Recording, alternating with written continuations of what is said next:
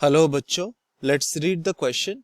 The question says highest energy photoelectrons will be produced by, and we have four options here. तो इस question को solve करने के लिए हम जो की कॉन्सेप्ट यूज करेंगे वो होगा कि हमारा जो एनर्जी होता है एक फोटोन का वो प्रोपोर्शनल होता है to the frequency of the incoming photon. तो इस एनर्जी और हमारा फ्रीक्वेंसी जो होता है फोटोन का उसका जो रिलेशन है उसको यूज करेंगे to find out the required solution.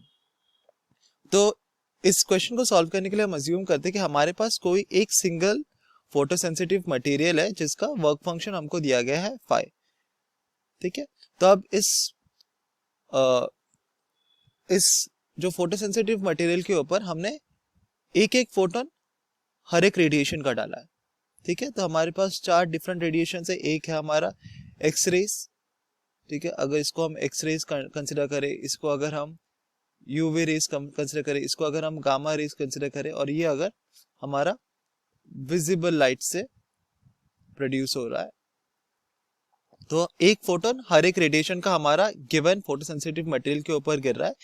ठीक है, तो हर एक जो फोटोन का जो एनर्जी होता है वो कितना होता है, E is equal to H times nu. H यहाँ पर क्या है, प्लैंक्स कांस्टेंट. विकी एक यूनिवर्सल कांस्टेंट होता है, इसका वैल्यू हर एक कंडीशन में कांस्टेंट रहेगा. तो क्योंकि इस टर्म का वैल्यू हर एक कंडीशन में कांस्टेंट रहेगा तो हम क्या कह सकते हैं कि हमारा जो एनर्जी होगा फोटोन का, जो भी फोटोन हम कंसिडर कर रहे हैं at any given point of time, वो किसके प्रोपोर्शनल है, वो फ्रीक्वेंसी के प्रोपोर्शनल है. इनकमिंग फोटोन की फ्रीक्वेंसी के ऊपर वो डिपेंड करता है.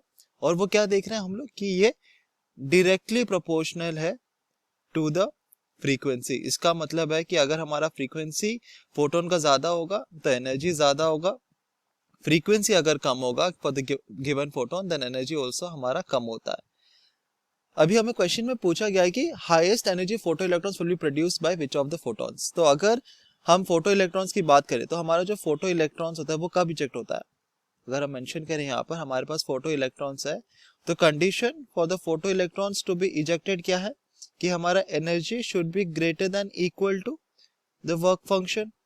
ठीक है, और हमारा जो फोटो इलेक्ट्रॉन इजेक्ट होगा उसका जो काइनेटिक एनर्जी होता है वो कैसे हम फाइंड आउट करते हैं. This kinetic energy is simply equal to E minus of phi. इन दोनों का डिफरेंस जब हम निकालते तो जो हमारा रिमेनिंग एनर्जी होता है वो होता है हमारा फोटो इलेक्ट्रॉन्स का kinetic energy. So we need to find out कि मैक्सिमम काइनेटिक एनर्जी कब होगा. तो मैक्सिमम काइनेटिक एनर्जी तब हमको मिलेगा जब इन दोनों का जो डिफरेंस है वो भी मैक्सिमम होगा. और अगर इन दोनों का डिफरेंस हम ऑब्जर्व करें तो हमारा जो वर्क फंक्शन है वो तो एक कांस्टेंट है क्योंकि हम सेम मटेरियल यूज कर रहे हैं for all the four photons. तो हमारा जो डिफरेंस है वो मैक्सिमम कब होगा, जब हमारा energy of the incoming photon maximum होगा. और अगेन हमने ऑब्जर्व किया कि हमारा energy of the incoming photon maximum कब होगा, जब फ्रीक्वेंसी हमारा मैक्सिमम होगा. तो घूम फिर के हमने देखा कि हमारा फोटो इलेक्ट्रॉन्स जो है they will have the highest energy for the photon जिसका फ्रीक्वेंसी का वैल्यू हाईएस्ट है. और अगर हम चारों इलेक्ट्रोमैग्नेटिक रेडिएशंस को ऑब्जर्व करेंगे then we know in terms of frequency पहले है हमारा गामा रेस, देन हमें मिलता है X rays, then we have UV rays, और फिर हमारे पास है विजिबल लाइट. तो this is in increasing decreasing order of frequency. ठीक है, तो अगर हम फ्रीक्वेंसी के बारे में लिखें तो हमारा डिक्रीजिंग ऑर्डर फ्रीक्वेंसी के हिसाब से हमने ये मेंशन किया है. तो हम देखते हैं कि गामा रेस का फ्रीक्वेंसी सबसे ज्यादा होगा. दैट मींस कि गामा रेस की वजह से जो फोटो इलेक्ट्रॉन्स इंजेक्ट होंगे वो हमारा मैक्सिमम एनर्जी कैरी करेंगे. So the correct answer here is gamma rays,